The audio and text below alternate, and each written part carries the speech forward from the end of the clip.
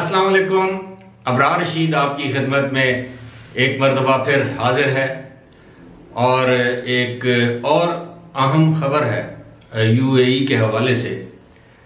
UAE की हुकूमत ने एक ये समझ लें कि नया कानून पास किया है, या कानून पहले से था तो अब दोबारा वार्निंग दी है। पब्लिक प्रोसिक्यूशन का जो ऑफिस है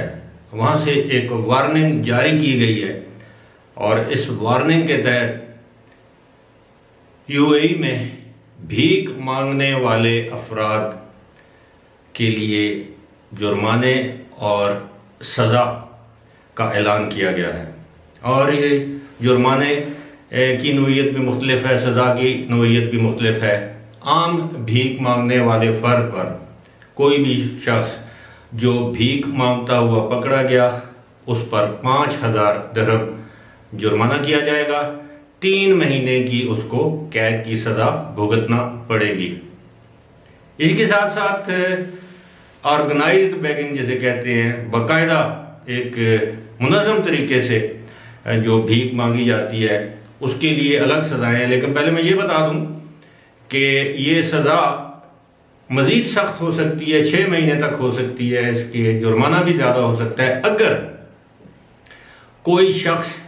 भीख मांगता हुआ पकड़ा गया जो कि सेहतमंद हुआ, जो किसी जगह पर पहले से काम कर रहा हुआ, या जिसने खुद को मसनूई तौर पर या बहाना करके माजूर जाहिर किया, उसने ये बताया कि मैंने देखा है, आपने भी देखा होगा, वहाँ पर लोग अक्सर अपने बाजू पर पट्टी बांध लेंगे, हाथ पर कुछ लोशन लगा लेंगे कि उनका हाथ माजूर है। या कोई शख्स ऐसा बहाना करते हुए पकड़ा गया कि जी मेरा पासपोर्ट गुम हो गया है, मेरे पास खाने को कुछ नहीं है, और पता ये चला कि ये शख्स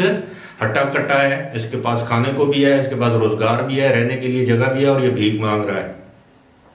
तो इस तरह के लोगों के लिए सज़ा जो है वो ज़्यादा सख्त होगी। साथ ही साथ मैं आपको ये भी बता दूं कि जो 2 से ज़्यादा अशखास का अगर ग्रोह या ग्रुप भीख मांगते हुए पकड़ा गया तो उन पर 1 लाख दिरहम तक जुर्माना और 6 महीने की उनको कैद की सज़ा सुनाई जा सकती है।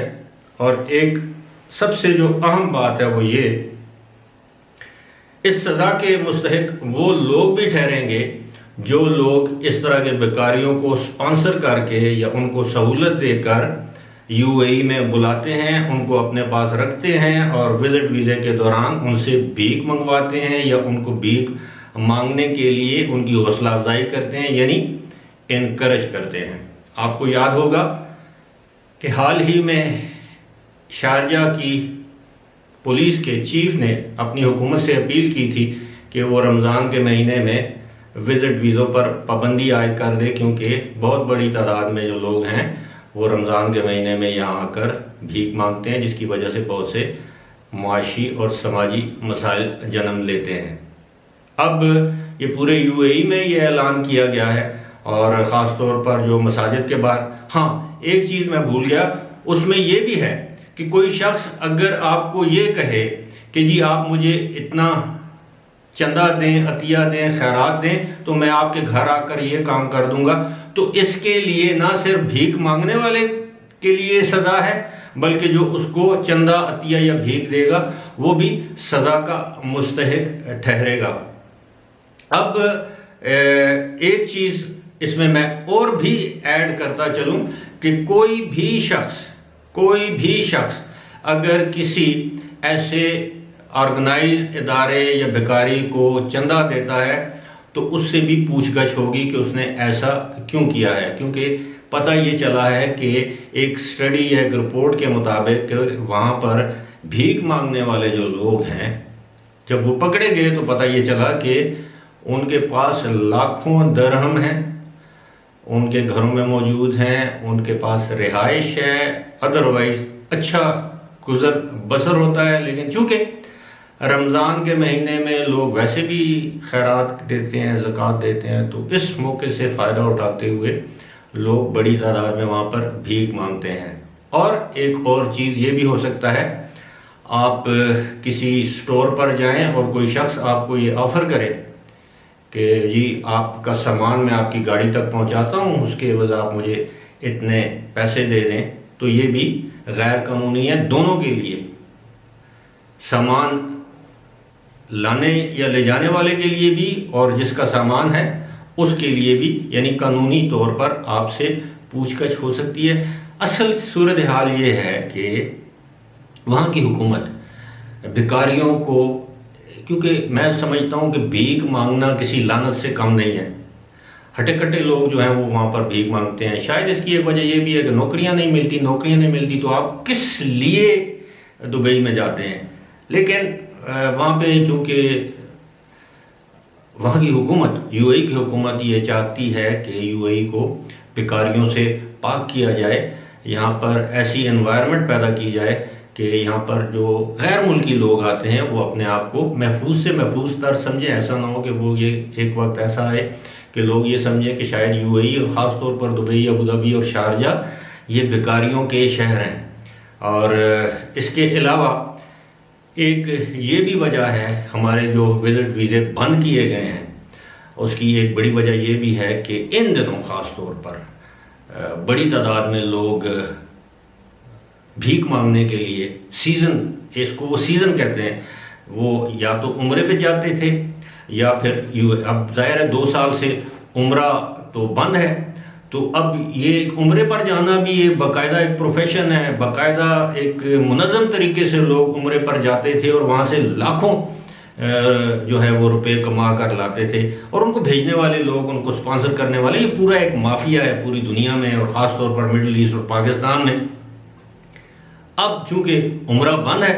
तो अब लोगों की ज़्यादातर ख्वाहिश ये है कि वो किसी न किसी तरह रमज़ान के महीने में, ईद से पहले वो दुबई, शारजा वगैरह पहुंच जाए और वहाँ पर जाकर वही अपना, जो मैं तो इसे मकरूह धंधा कहूँगा, ये एक ऐसा धंधा है जिसकी वजह से जो शख्स भीख मांगता है, अपना हाथ ऐसे करता है, उसकी तो इज़्ज़त नफ्स गई सो गई, लेकिन वो अपने मुल्क, अपने ख़ानदान की बदनामी का बायस बनता है। और जब ऐसा शख्स पकड़ा जाता है, पुलिस या वहाँ के इदारे जब उसको पकड़ते हैं और जब उसकी तहकीक की जाती है और पता ये चलता है कि इस शख्स के पास तो 5 लाख दिरहम इसके घर में पड़े हुए हैं, लेकिन इसके बावजूद वो भीख मांग रहा है, इसके पास रिहाइश है, इसकी औलाद कमा रही है, इसके भाई बहन कमा रहे हैं या वालिदैन कमा रहे हैं, लेकिन ये शख्स भीख मांग रहा है। साथ ही साथ एक और जो अहम चीज़ सामने आई है वो ये है कि बहुत से लोग ऐसे हैं जो दिन में मजदूरी करते हैं और शाम में भीख मांगते हैं। बहुत से लोग ऐसे भी हैं जो शाम में अपना कोई ना कोई कारोबार करते हैं और दिन में भीख मांगते हैं। और बहुत से प्रोफेशनल ऐसे हैं जो सिर्फ जुमे के दिन मसाजिद में जाकर अपनी मस्कीन सी शक्ल बनाकर वहाँ बैठकर और फिर ऐसा वो मांगते नहीं अपने मुंह से, लेकिन वो इतनी आजिज़, इतनी मस्कीन शक्ल बनाकर ऐसा लिबास तन करके वहाँ पर जाते हैं कि मेरे जैसा या किसी और दर्द, दिल का दर्द रखने वाला इंसान या तरस खाने वाला इंसान वो वैसे ही उनको 2, 4, 5, 10 दिरहम जुमे के दिन दे देता है और आप यकीन करें कि उनकी ठीक ठाक दिहाड़ी लग जाती है। लिहाजा मेरा काम था आपको ये बताना कि अब वहाँ की गवर्नमेंट ने नया कानून पास तो हुआ था, उसको बड़ी शिद्दत के साथ लागू करने का ऐलान किया और लोगों को खबरदार किया कि वो भीख मांगने से गुरेज करें। भीख मांगने वालों को तो खबरदार किया ही किया और लोगों को भी खबरदार किया है कि खुदारा आप भी ऐसे लोगों की हौसला शिकनी करें। इसी के साथ मुझे दीजिए इजाज़त। खुदा हाफिज़।